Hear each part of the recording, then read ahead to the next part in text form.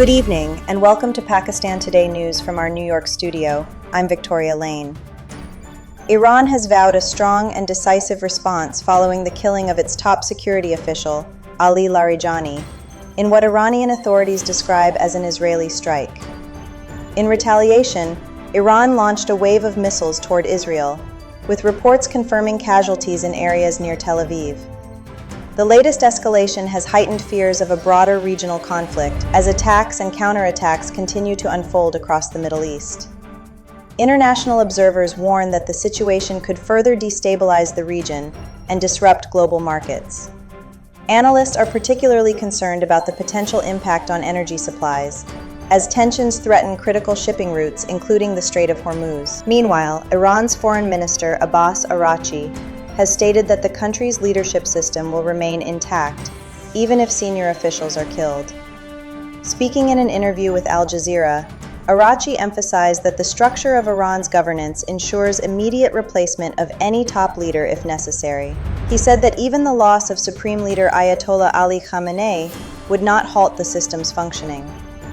According to Araghchi, the country has mechanisms in place to maintain continuity and stability. He added that in the current climate of escalating tensions, any official, including himself, could potentially become a target. Diplomatic efforts are also underway to prevent the crisis from spiraling further.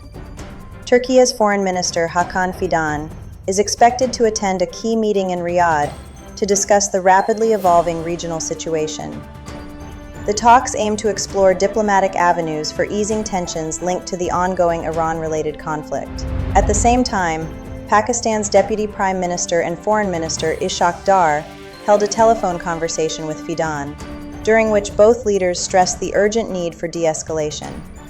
They expressed deep concern over rising hostilities and reiterated that dialogue and diplomacy remain the only viable path toward long-term peace and stability. For more on Pakistan's diplomatic stance, we go to our Islamabad correspondent, Sarah William. Officials in Islamabad say Pakistan is closely monitoring developments across the Middle East as tensions continue to escalate. Diplomatic sources indicate that Pakistan is actively engaging with regional partners to support dialogue and reduce the risk of wider conflict. The call between Deputy Prime Minister Ishaq Dar and Turkey's Foreign Minister Hakan Fidan is being viewed as part of these broader efforts. Analysts here say Pakistan is particularly concerned about the economic and security implications of a prolonged regional crisis. Authorities are expected to continue consultations with international partners in the coming days. Sarah William reporting from Islamabad. Thank you, Sarah. In related developments, Pakistan International Airlines has suspended its flights to Fujairah for the next 48 hours due to the worsening security situation in the Middle East. According to airline officials, operations in the United Arab Emirates will temporarily be limited to Al Ain. The decision follows increasing instability linked to the conflict involving the United States, Israel, and Iran. The regional aviation sector has been significantly affected, with several international carriers adjusting routes or suspending services. India's Indigo airline is among those that have halted flights to multiple Gulf destinations as security concerns intensify. The ongoing tensions are also raising concerns for Pakistan's economy.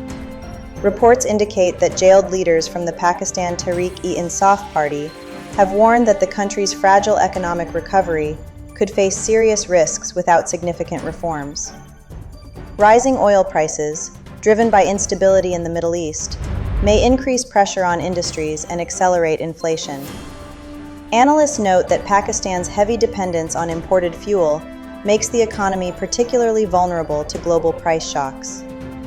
The leaders also highlighted the critical role of overseas remittances, calling them a key pillar supporting the country's financial stability. Meanwhile, Pakistani authorities have launched a large-scale crackdown on money laundering across the country. Officials say a joint working group comprising the State Bank of Pakistan and the Federal Investigation Agency is actively reviewing progress and strengthening enforcement measures. The operation is aimed at curbing illegal financial flows and improving transparency within the banking system.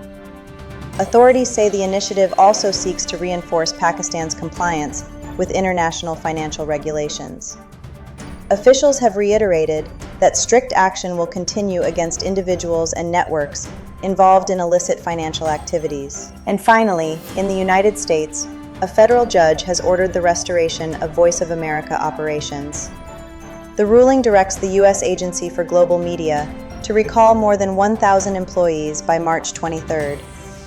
The court determined that the shutdown and mass layoffs carried out in 2025 were unlawful and violated the agency's mandate.